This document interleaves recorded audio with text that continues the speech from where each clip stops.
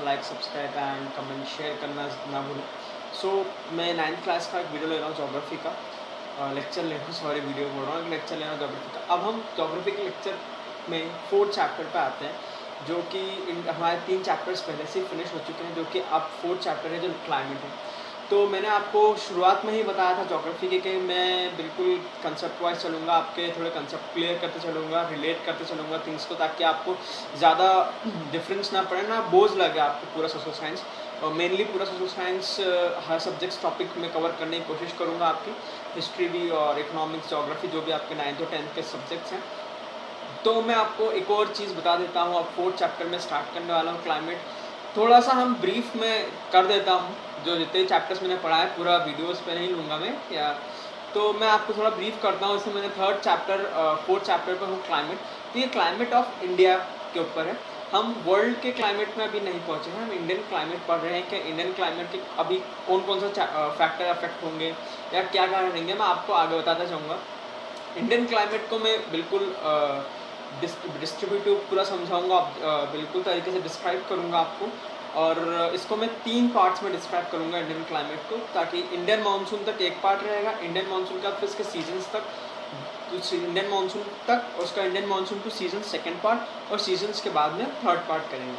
Generally इसमें थोड़ा doubt रहता है बच्चों को कि जहाँ तक मैं देखता हूँ कि स्क्रैच से अगर हम ढंग से नहीं पढ़ाएं उन्हें, या फिर मैं वही बुक का एज इट इज़ रीड करने लग जाऊँ आपको, तो फिर आप ये वीडियो देखेंगे क्यों? क्लास टीचर भी आपको ऐसे ही सेम पढ़ा देगा, मैं ही पढ़ा दूंगा, तो हम दोनों में डिफरेंस क्या रहेगा? हालांकि मैं किसी को अपने आप को कंपेयर नहीं करता, मैं सबसे अपने आप को लो ही समझता हूँ कि मैं बिल्कुल ज़ीरो हूँ। जो मेरे दूसरे टीचर्स हैं या फिर जो भी टीचर्स पढ़ाते हैं, वो ऑब्वियसली मुझसे ज़्यादा अच्छा पढ़ाते हैं, बट मेरी ये रहती है कि मैं आपको पूरा समझाऊं, आप अच्छे से एग्ज़ाम में लिख पाएँ, और आप पूरा समझ के एक बार रीड करें, तो आपको बिल्कुल रटने की ज़रूरत ना पड़े। हिस्ट्री का या जोग्राफी या सिविक्स का कोई भी टॉपिक आप समझ जाएं अच्छे से, तो आप बिल्कुल भी ना रटें। ये मेरी पूरी तरीके से कोशिश रहती है, ठीक है। तो थोड़ा सा ब्रीफ कर देता हूँ, मैंने अभी कौन कौन से चैप्टर्स पढ़ा दिए हैं आपको, उनमें थोड़ा सा क्या क्या पढ़ा है। मैं बिल्कुल पॉइंट टू पॉइंट नहीं चलूँगा, तो बिल्कुल पॉइंट टू पॉइंट चलूँ, okay.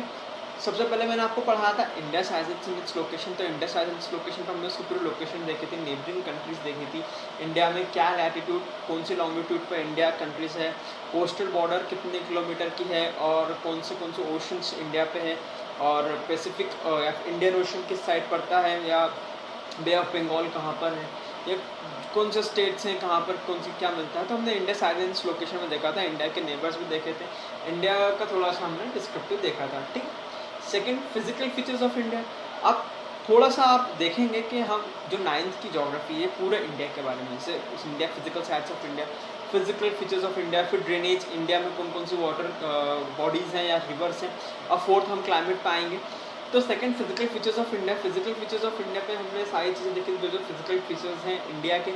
So for example mountains हैं, रिवर माउंटेन्स हैं, कैसे माउंटेन्स हैं, प्लाटोज़ हैं, डेजर्ट्स हैं, और वो 6 पार्ट्स में है, मुझे अभी इतना याद नहीं है। तो वो 6 पार्ट्स हमने पूरे देखे थे, और मैंने आपको बताया था कौन कौन सी मेन चीज़ आपको इसमें याद करनी है, क्या क्या चीज़ याद करनी है। आपको एक एक वर्ड याद करने की, बुक की या क्वेश्चन आंसर याद करने की इतनी ज़रूरत नहीं है, ये मैंने आपको बताया था, ओके। 3rd पार्ट हमने ड्रेनेज देखा था। तो ड्रेनेज भी इंडियन का ड्रेनेज देखा था। इंडियन ड्रेनेज में सबसे पहले ड्रेनेज क्या होता है, वाटर बॉडीज़ क्या हैं, टाइप्स ऑफ ड्रेनेज सिस्टम, जैसे रेडियल, और 2-4 और थे, वो मुझे अभी बिल्कुल याद नहीं है। तो ये ड्रेनेज सिस्टम देखे। तो उसके बाद फिर हमने इंडस रिवर सिस्टम या हिमालयन रिवर सिस्टम देखा था। पेनिनसुलर रिवर सिस्टम 2 में हमने डिवाइड करे थे, उनके रिवर्स के बारे में देखा था हमने कि कहाँ से क्या रिवर्स होती हैं। मैंने आपको इतना डीप नहीं बताया था कि ये जैसे पेनिनसुलर रिवर में तो नर्मदा कितनी लेंथ है, ये इतने किलोमीटर जाती है, या इसका ओरिजिन पॉइंट कहाँ से है, ये कहाँ जाती है। मैंने आपको पूरा बताया था कि आपको इसमें क्या क्या चीज़ें याद करनी है, तो आप वो चीज़ याद कर लीजिए तो सफिशिएंट है। थोड़ा सा तो आप आंसर मन से भी लिख सकते हैं, लेकिन अगर आपको आंसर भी लिखना है तो मैं आपको हमेशा हर बार बता रहा हूँ कि यहाँ पे जो मैं आपको समझाता हूँ या जो भी चीज़ मैं आपको बोलता हूँ, ये सिर्फ आपके लिए समझने के लिए है।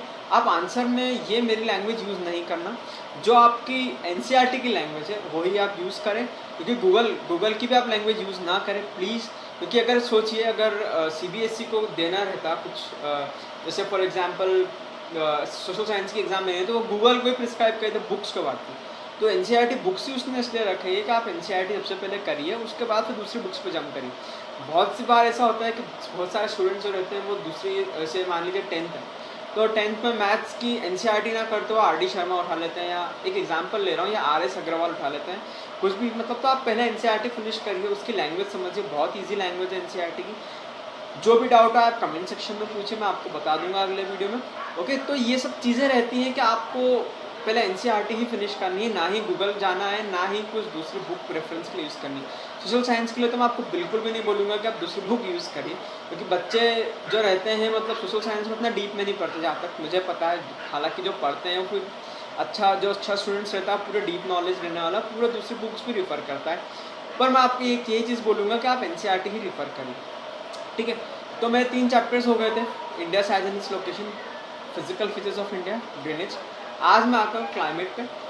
क्लाइमेट मैं करूँगा इंडियन मानसून तक आज फिनिश, और जो भी इसके टॉपिक्स रह जाएंगे क्लाइमेट कैसे इंडियन मानसून के ऊपर जो भी टॉपिक्स रह जाएंगे वो भी मैं आपका फिनिश कर दूंगा।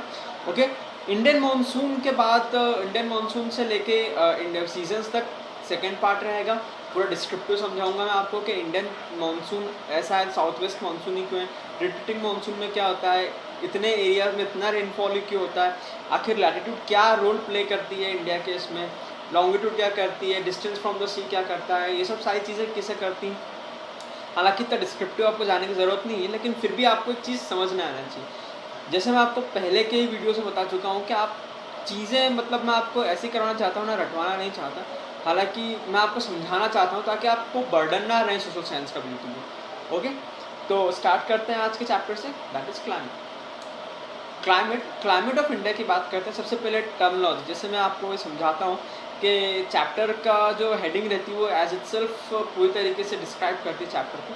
तो यहाँ पर हेडिंग ही क्लाइमेट है, तो ऑब्वियस सी बात है हम क्लाइमेट के बारे में पढ़ेंगे। तो क्लाइमेट एक टर्मिनोलॉजी होती है क्लाइमेट, एक होती है वेदर, ठीक है। तो क्लाइमेट और वेदर में क्या डिफरेंस रहता है, आपकी बुक के 1 पैराग्राफ या 1.5 या 2 या 3 पैराग्राफ में जो बिगनिंग है ये इसके डिफरेंस के बारे में बात की गई है। तो सबसे पहले मैं आपको बहुत ही आसान सा कंसेप्ट समझा देता हूँ, बिल्कुल आसान है, कि वेदर का मतलब क्या होता है, क्लाइमेट का मतलब क्या होता है। तो आप वेदर में न्यूज़ चैनल्स में भी देखते होंगे कि आज वेदर कैसी है, या कैसे क्या आज टेम्परेचर है, या वेदर का क्या रोल है आज के इसमें। या आप न्यूज़ में देखते होंगे कल वेदर बहुत ज़्यादा मतलब बहुत ज़्यादा स्पीड से रहेगी, या फिर मुझे टर्मिनोलॉजी समझ में नहीं आई, लेकिन फिर आप समझिएगा कि वेदर जो रहता है वो शॉर्ट फिनोमिना रहता है, ठीक है। शॉर्ट फिनोमिना मतलब जो एक दिन या हो सकता है कि एक पर आवर या कुछ फ्यू आवर्स के लिए लॉन्ग लास्ट करे, या फिर चलती रहे 1-2 या दिन। पर जो क्लाइमेट रहता है, ठीक है, क्लाइमेट जो रहता है वो वेदर के कॉन्सिक्वेंसेस से मतलब बहुत ज़्यादा वो लॉन्ग टर्म फिनोमिना है। जैसे वेदर 5 या 7 दिन ऐसे रहने वाली, जैसे फॉर एग्जांपल मैं आपको समझाता हूँ कि वेदर अगर आए, जैसे फॉर एग्जांपल फोरकास्टिंग में बताया कि 8 दिन तक वेदर जो है वो बहुत ही मतलब उसमें नमी रहने वाली, या फिर बहुत ठंड चलने वाली उसमें। तो ये वेदर 8 दिन तक ठंडी रहेगी, इसलिए हम ठंड का एक्सपीरियंस करते हैं। तो ठंड एक हो जाता है, मतलब एक विंटर हो जाता है क्लाइमेट। आप समझ रहे हैं, मतलब जो कॉन्सिक्वेंसेस रहते हैं वेदर के फॉरमोस्ट, जैसे कॉन्सिक्वेंसेस जो वेदर के रहते हैं लॉन्ग पीरियड ऑफ टाइम, तो एक क्लाइमेट फॉर्म करता है। जैसे फॉर एग्जांपल मैंने आपको बताया क्या आज लू चल रही है, जैसे समर का मौसम है, बहुत एक कॉमन एग्जांपल लेता हूँ, लू है। वेदर कैसी हॉट है, हॉट है और बहुत ही ड्राई। हॉट और ड्राई में तो आप भी समझ सकते हो ठंड का मौसम तो रहेगा नहीं, ठीक है, ना ही बारिश का रहेगा। तो हॉट एंड ड्राई वेदर है। अब ये कब तक चलेगी हॉट एंड ड्राई वेदर, कम से कम 3 या 4 महीने तक चलेगी। इसको हम लू भी बोलते हैं या हॉट एंड ड्राई वेदर भी बोलते हैं। तो 3 या 4 महीने चलना हॉट एंड ड्राई वेदर का कहना मतलब कौन से क्लाइमेट या कौन से सीजन के ऊपर मैं कर रहा हूँ। क्लाइमेट वर्ड आ गया मतलब समर सीजन। अब आपको समझ में आया होगा कि समर सीजन और मतलब क्लाइमेट और वेदर क्या है। वेदर जो है वो बहुत लॉन्ग लास्टिंग फिनोमेना नहीं है, ये इसका लॉन्ग लास्टिंग इफेक्ट क्लाइमेट है। ओके, तो वेदर जो है वो 1 या 2 दिन मतलब हम फ्यू आवर्स तक की हो सकती है। जैसे पानी गिर रहा है, एक एग्जांपल लीजिए, पानी गिरा, ठीक है, तो पानी गिरा तो वेदर के वजह से गिरा, क्योंकि उसमें ह्यूमिडिटी या ह्यूमिड वाटर कंटेंट जो है वो कम हो गया था, या फिर ऊपर से जो ड्रॉपलेट्स गिरती कंडेंस होके, तो वहाँ पर पानी अगर हमारा गिरता है तो बहुत, जैसे मैं एमपी की बात कर रहा हूँ, तो कंटिन्यूस मान लीजिए मैक्सिमम 3 to 4 डेज गिरा, मतलब वेदर 3 to 4 डेज रेनी थी तब जाके वाटर गिरा, ठीक है। तो ये क्लाइमेट थोड़ा सा चेंज हुआ, मतलब थोड़ा सा ठंड लगने लगी हमें, मतलब ह्यूमिड या फिर और ज़्यादा गर्मी लगने लगी। तो आप समझ रहे हैं मतलब क्लाइमेट जो है वो लॉन्ग लास्टिंग फिनोमेना है, और जो वेदर है वो थोड़ा सा मतलब 2 या 3 डेज या विद इन फ्यू आवर्स वाला फिनोमेना। तो इतना आपको समझ में आया होगा। ओके, आगे बढ़ता हूँ। अब जो इंडियन क्लाइमेट की हम बात करते हैं कि इंडियन क्लाइमेट है, कैसा क्लाइमेट है, तो ये इंडियन क्लाइमेट को फैक्टर्स कौन कौन से इफेक्ट करते हैं। जैसे मान लीजिए आप यहाँ पर आज आप मालवा प्लाटो में रह रहे हैं। मैंने आपको प्लाटो का मतलब समझाया था, प्लाटो क्या होता है। मालवा प्लाटो में रह रहे हैं, बिल्कुल अलग टाइप का क्लाइमेट है। यहाँ पर ना ज़्यादा बारिश होती है, ना ज़्यादा गर्मी पड़ती है, ना ज़्यादा ठंड पड़ती है, ठीक है। और इंटरेस्टिंग एक और फैक्ट बता दूँ कि मालवा प्लाटो है, मालवा का जो क्लाइमेट है, ये थोड़ी हिस्टोरिकल बात है। मालवा के क्लाइमेट को एक राइटर आया था, राइटर का नाम फाइयान या विनसांग ऐसे कुछ राइटर था, चाइनीज़ राइटर था। उसने ये लिखा था मालवा के क्लाइमेट पे, यहाँ अगर धरती पर स्वर्ग है तो ये मालवा में ही है, ठीक है।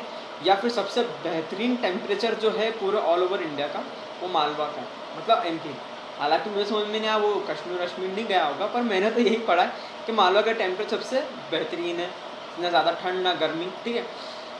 ये मैंने पढ़ा था, इसको एज इट इज़ मत ले लेना आपके मतलब सर बता रहे हैं तो हो गई सही। हालांकि वो कश्मीर या फिर कहीं दूसरी जगह होके नहीं आया होगा, सीधे मालवा ही आया होगा। लेकिन मालवा का टेम्परेचर आप सोच सकते हैं, मतलब ज़्यादा गर्मी है, ना ज़्यादा ठंड है, ना ज़्यादा बारिश पड़ती है, ठीक है। ये फैक्टर्स क्या इफेक्ट करते हैं इन सब चीज़ों को मैं आपको बताऊँगा। एक एग्जाम्पल लेता हूँ आपके इसमें कि जो फैक्टर्स अफेक्ट करते हैं क्लाइमेट को। जैसलमेर आपको पता है कहाँ पर, राजस्थान में अपनी बाउंड्री है राजस्थान की, उसके बाद पाकिस्तान लग जाता है। जैसलमेर उसी लैटीट्यूड पर जिस पर चेरापूंजी मौसिनराम जो मेघालय सबसे ज़्यादा जहाँ पर बारिश होती है। तो आप सोच सकते हैं कि ये एक ही लैटीट्यूड पर होने पर इतनी ज़्यादा बारिश हो सकती है, तो ये किस चीज़ के ऊपर रहता होगा ऐसा क्लाइमेट, ठीक है, जहाँ पर टेम्परेचर इतना कम, बारिश इतनी कम, और उसी लैटीट्यूड पर जैसलमेर जो चेरापूंजी वहाँ पर बारिश सबसे ज़्यादा होती है। शायद से मैंने ये एग्जाम्पल अपने दूसरे वीडियोज़ में भी यूज़ करा है, आप देख लीजिएगा। तो ये सारी चीज़ें बताऊँगा आपको, ठीक है। इंडियन क्लाइमेट पर था, तो इंडियन क्लाइमेट ऐसा वेरी करता है। जैसे मान लीजिए साउथ इंडिया में बहुत ज़्यादा गर्मी है, तो कश्मीर में इतनी गर्मी नहीं है, सियाचिन में इतनी गर्मी नहीं है। तो ये इतना वेरी करता है, ठीक है। हमारा इतना सिर्फ कल्चरली वास्ट नहीं है इंडिया, हमारा सीजन टाइप या क्लाइमेट टाइप भी बहुत वास्ट इंडिया है, ठीक है। जैसलमेर में बहुत ज़्यादा गर्मी पड़ती है, बहुत ज़्यादा, उसी लैटीट्यूड पर चेरापूंजी में जहाँ पर बहुत ज़्यादा मतलब पानी गिरता है, जैसलमेर में बहुत कम पानी गिरता है, ओके। तो ये कुछ तो फैक्टर्स होंगे इंडिया के जो इसके क्लाइमेट को अफेक्ट करते होंगे, जो कुछ तो इफेक्ट करते होंगे कि इतनी ज़्यादा डाइवर्सिटी कैसे आ सकती है किसी केस में। कि मान लीजिए कि जो दिसंबर वाला महीना है उसमें रिटर्न मानसून होता है, तो वहाँ पर तब तमिलनाडु में पानी गिरता है, जबकि हमारे यहाँ पानी जैसे एमपी या फिर उत्तर प्रदेश या फिर यहाँ पर पानी कब गिरता है, जून टू सितंबर अक्टूबर के बीच में, मतलब ये पानी गिरता है। तो ये रिटर्न मानसून आता है, तो ये भी कंसेप्ट आपको समझाऊंगा मैं रिटर्न मानसून का जब हम इंडियन मानसून के ऊपर पढ़ेंगे। तो ये फैक्टर्स देखते हैं कि इतनी डाइवर्सिफिकेशन कैसी है, मतलब इतना डाइवर्सिफाइड हमारे पास क्लाइमेट इंडिया का, तो ये किस वे पे है, मतलब इसे क्या फैक्टर्स अफेक्ट कर रहे हैं कि इतना डाइवर्सिफाइड क्लाइमेट है इंडिया का, ठीक है। सबसे पहला आता है लैटीट्यूड, ठीक है, लैटीट्यूड फैक्टर अफेक्ट करता है। फिर एल्टीट्यूड फैक्टर अफेक्ट करता है। फिर distance from the sea, ocean currents जो रहते हैं, ओशन करंट्स आपको बताऊँगा, इतनी ज़्यादा आपके बुक में नहीं है, आपको इस बुक में सिर्फ जेट स्ट्रीम्स वगैरह सब दे रखा है, पर इतनी ज़्यादा आपको डीप में नहीं, मैं आपको समझा दूँगा। ओशन करंट्स इफेक्ट करते हैं, distance from the sea effect करता है, लैटीट्यूड और ऑल्टीट्यूड, और pressure of the winds, air and water, ये 5 फैक्टर्स जो रहते हैं इंडिया के, ये इफेक्ट करते हैं इंडिया के क्लाइमेट को, ठीक है। आपको बिल्कुल भी मतलब इसमें बिल्कुल फैक्ट में नहीं जाना है, मैं आपको बता देता हूँ क्या क्या पढ़ा है, ना ही मैं आपको बिल्कुल वर्ड टू वर्ड बताऊँगा कि ये वर्ड है तो आप इसमें ये पढ़िए, ये वर्ड है तो आप इसमें ये चीज़ करिए, ठीक है। लैटीट्यूड में मैंने आपको सिंपल सा एग्जांपल बताया था। देखो, ना ही मैं वर्ड टू वर्ड जाऊँगा बुक के कि लैटीट्यूड है तो एक पैराग्राफ में, एक पैराग्राफ में आपको समझाऊँ, दूसरे पैराग्राफ में है, दूसरे पैराग्राफ में आपको ये समझाऊँ, नहीं, आपको सिर्फ मेन कंसेप्ट कोर बता देता हूँ, ठीक है। तो लैटीट्यूड मतलब क्या, लैटीट्यूड कैसे इफेक्ट करता है इंडिया को। इंडिया के पास है ट्रॉपिक ऑफ कैंसर, और हमें पता है अर्थ 3 पार्ट्स में डिवाइडेड है, ट्रॉपिक ऑफ कैंसर, इक्वेटर और ट्रॉपिक ऑफ कैप्रिकॉर्न। तो अभी जो हमारा सन है वो ट्रॉपिक ऑफ कैंसर पर है। तो ऑब्वियसली बात है कि जब ट्रॉपिकल कंट्री इंडिया होती है तो कुछ ना कुछ पार्ट्स में, इंडिया के कुछ पार्ट्स में बहुत ज़्यादा हीटअप होता है, ठीक है, बहुत ज़्यादा हीट होती है। तो इस कारण से हम देखते हैं जो सियाचिन हमारा पार्ट है, वहाँ पर इतनी ज़्यादा गर्मी नहीं पड़ती जितनी ज़्यादा गर्मी राजस्थान में पड़ती है, क्योंकि वो ट्रॉपिक में आ रहा है, ठीक है।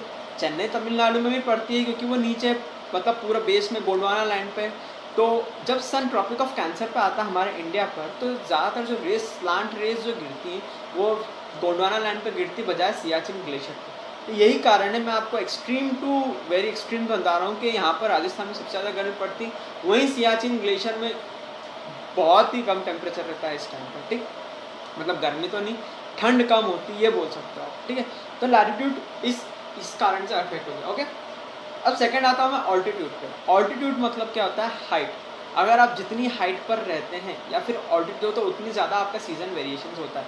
फॉर एग्जांपल अगर मैं बता दूँ आपको, उत्तराखंड हाइट पर, ठीक है, हिमालयन रेंजेस के ऊपर है उत्तराखंड, ए हाइट पे हुआ।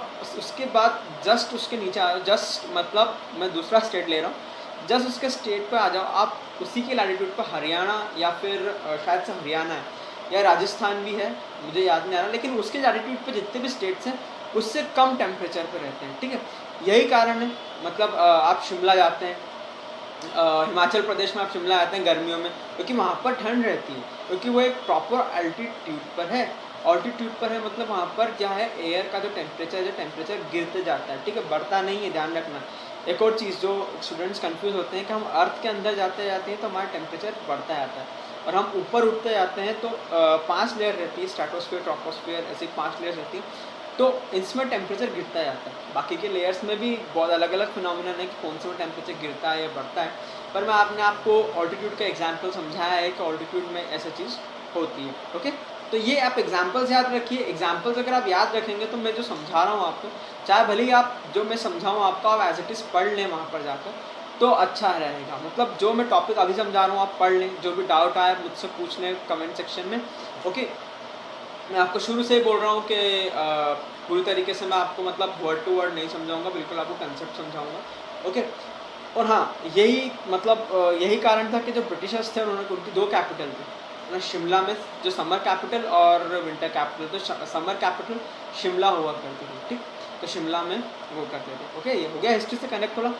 तो 2 फैक्टर्स हमने कर लिए, थोड़ा सा ब्रीफ करता हूँ चैप्टर में हमने क्या क्या पढ़ा। हम चैप्टर 4 पढ़ रहे हैं क्लाइमेट। हमने 2 जो मेन टर्मिनोलॉजीज का उसमें डिफरेंस समझा, that is what is weather and what is climate. उसके बाद फिर factors affecting the climate of India, latitude, altitude, pressure of air and winds, या फिर distance from the sea, and जो करंट्स, ओशन करंट्स चलते हैं वो चीज़, ओके। जिसमें हमने लैटिट्यूड समझा, ऑल्टीट्यूड समझा। अब मैं समझाता हूँ आपको distance from the sea. Distance from the sea factors बहुत ज़्यादा अफेक्ट करता है। जैसे for example distance from the sea अगर हम देखें, कोस्टल एरियाज अगर हम देखते हैं जैसे केरला, तमिलनाडु, यहाँ पर कंपैरेटिवली ज़्यादा गर्मी पड़ती है। क्यों?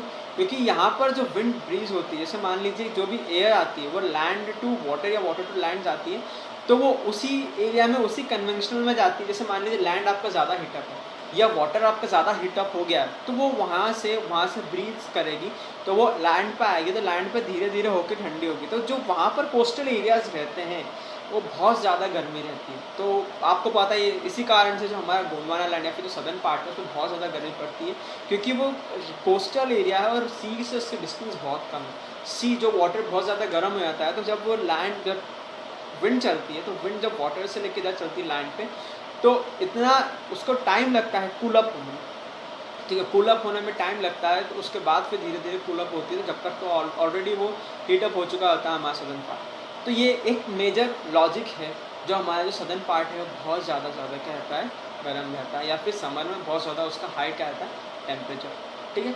डिस्टेंस फ्रॉम द सी हो गया। अब फोर्थ रहता है आपका प्रेशर ऑफ एयर विंड्स। तो आप रीड कर लीजिएगा, इतना ज़्यादा नहीं है pressure of air winds. Fifth में आपको समझा देता हूँ जो करंट्स चलते हैं, जैसे जो आपके इसमें जेट स्ट्रीम समझाइए, ठीक है। जो ये करंट्स चलते हैं आपके इसमें, ये कैसे इफेक्ट करते हैं। तो करंट्स जो चलते हैं जनरली ये होता है कि हमारे जो करंट्स रहते हैं जो ओशंस में चलते हैं वाटर के, तो वाटर के अंदर भी बहुत ज़्यादा चलते हैं। यहाँ पर वाटर जो है आपका मूव करता है वाटर के अंदर, ओके।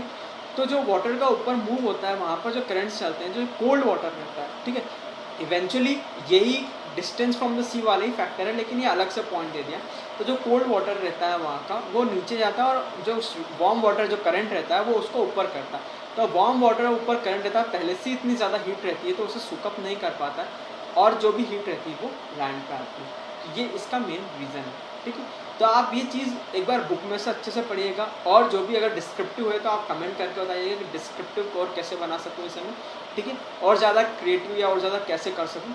और इतना मैंने टॉपिक जितना आपको पढ़ाया, आप इतना एक बार रीड करिए, एक बार इसे समझिए, उसके बाद जो भी डाउट है आप कमेंट सेक्शन में पढ़िए। इस ये जो चैप्टर है मैं इसे 3 पार्ट में करूँगा, तो आप सेकंड पार्ट का वेट करिए। टिल देन आप रिवाइज करते रहिए और मैं आपको जल्दी सेकंड वीडियो बनाता हूँ। Thank you.